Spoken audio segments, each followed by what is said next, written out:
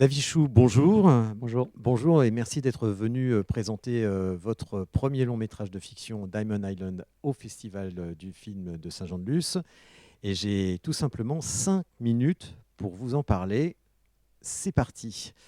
David, il y a 10 ans, vous avez réalisé un premier court-métrage qui s'intitulait Le premier film de David Chou. Bravo pour le titre. Que s'est-il passé pendant 10 ans avant que vous arriviez finalement à Saint-Jean-de-Luz avec votre premier long? Que s'est-il passé? 2006, c'était effectivement un premier cours que peu de gens ont vu, qu'on peut trouver ceci dit sur Dailymotion. Je le dis comme ça, les gens peuvent le regarder, parce qu'il a toujours, il est bloqué à 2000 vues, je crois, depuis 10 ans. Après, j'ai fait un court-métrage qui s'appelle Expired, que j'ai tourné au Cambodge, que j'avais pas prévu de tourner et qui coïncidait avec mon premier voyage là-bas, donc dans le pays de mes parents, dans lequel j'ai voyagé donc avec eux quand j'avais 25 ans. Je suis revenu avec ce court-métrage qui a été un peu plus montré déjà. Et puis en 2009, j'avais déjà un peu l'idée dans la tête, mais ça a un peu concrétisé grâce au court-métrage. Je suis parti en 2009 vivre 1 an et demi donc au Cambodge, le pays où sont nés mes parents, alors que moi je suis né en France, avec l'idée d'en ramener un film que j'ai réalisé qui s'appelle Le Sommeil d'Or, qui est un long métrage documentaire sorti en salle en 2012 et qui traitait de la mémoire du cinéma cambodgien des années 60 avant les Khmers rouges. Et puis après, je me suis mis en tête de faire ma première fiction, et donc c'est ça qui a donné lieu à Diamond Island, soit une fiction de long métrage, plus sur le passé du Cambodge, mais sur le présent du Cambodge, et qui mettait en scène un groupe de jeunes d'aujourd'hui. Est-ce que le sommeil d'or, c'était une façon aussi de partir à la recherche de vos origines, puisque votre grand-père était producteur de cinéma? De façon littéraire, c'est-à-dire que à l'évidence, on pourrait dire que oui, et bizarrement, moi, inconscient, mais souvent on agit par inconscience. J'avais pas ça en tête. Je trouvais que retour vers le racine, devoir de mémoire, c'était pas des gros mots, mais des choses un peu trop évidentes et donc du coup, moi, je m'étais juste mis en tête de façon un peu distanciée, mais peut-être que c'est comme ça qu'on fait les choses. Je vais dans le pays de mes parents parce que là, il y a un sujet de film qui m'a l'air vraiment intéressant, qui mérite d'être filmé, et je vais le filmer. Et c'est de fil en aiguille, peut-être, que j'ai compris qu'il y a quelque chose d'un peu plus profond qui s'était passé. Et par exemple, j'aurais jamais imaginé à l'époque que j'y retournerais en 2000, donc en 2000, puis y vivre en 2014-2015 pour y tourner un autre film, quoi. Donc j'ai envie de dire, vous avez raison. Pourquoi vous êtes intéressé au destin de ce jeune, de cet adolescent qui part donc vivre et travailler à Diamond Island et découvre un nouveau monde, un nouveau Cambodge? Et ben, pour moi, l'idée, c'était, bah, en fait, le point de départ du film, c'est le lieu, quoi. C'est-à-dire que j'avais juste l'idée un peu abstraite de faire un film qui mettrait en scène la jeunesse au Cambodge aujourd'hui, parce que c'est quelque chose qui m'intéressait et dont j'étais un peu entouré quand j'y habitais en 2000, voilà, quand je faisais le Sommeil d'Or. Et puis, c'est vraiment la découverte de ce lieu, Diamond Island, en 2013, quand j'y remets les pieds. Et donc, Diamond Island, c'est une île déserte sur laquelle on a décidé de construire une espèce de mini-ville moderne à côté de la capitale du Cambodge, Phnom Penh.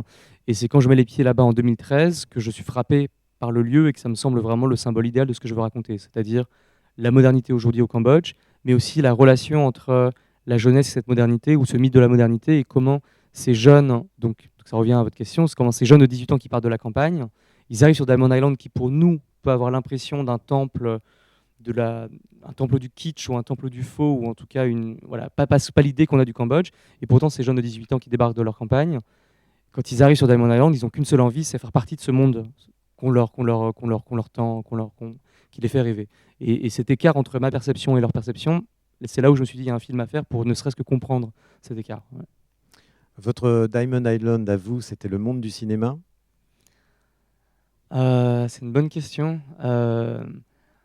En tout cas, c'est vrai que quand, quand j'ai vu les jeunes traîner sur Diamond Island et regarder avec ses yeux émerveillés, je l'ai pas vu, j'ai pas compris tout de suite, mais après, en décidant de faire le film, en comprenant quel pouvait être le désir derrière, je me suis rappelé, en fait, moi, peut-être, des films de Spielberg, en fait, avec lesquels j'ai grandi. Ça veut dire ces films où, tout le temps dans tous les films de Spielberg, un gamin, pas toujours gamin, en fait, un adulte un gamin dans un corps d'adulte, ou un gamin, regarde quelque chose, et on dirait que tout d'un coup, ce qu'il regarde, il y a cette saveur de première fois, et c'est tout d'un coup regarder une nouvelle chose, comme si tout d'un coup on découvrait un nouveau monde, quoi. C'est dans Jurassic Park, c'est dans tous les films, c'est dans Rencontre avec le troisième type. Et, euh, et quelque part, même si quelque part ça a quelque chose une dimension tellement très tragique dans Diamond Island, que ces gamins puissent avoir ce regard émerveillé sur concrètement ce lieu Diamond Island, j'y ai retrouvé du même, en fait. Et je pense que quelque part inconsciemment, c'était aussi retrouver de si loin ce regard si universel, mais qui m'était aussi si familier, qui m'a donné envie aussi de faire le film, quoi. Donc c'est un peu mon Jurassic Park au Cambodge, quoi. Est-ce qu'il y a d'autres films que Jurassic Park qui vous ont aidé, inspiré ou dont vous vous sentez proche avec Diamond Island? Oui, il y en a plein. J'évite toujours de les citer parce que ça me paraît pas trop évident en fait. Mm. Après, j'ai pas de problème avec le fait avec les influences en vérité parce que je pense que c'est normal quoi. Mais donc si Ah, la mais je cloche veux sonne, bien. ça veut dire que ça restera secret pour Allez, quelques films. quelques films. Non, il y a à l'évidence, il y a le cinéma moderne asiatique qui est très présent dans mes influences, c'est-à-dire le cinéma qui va du taïwanais Wu Xiaoxian au chinois Jia Zhangke en passant par le thaïlandais Apichatpong Cool.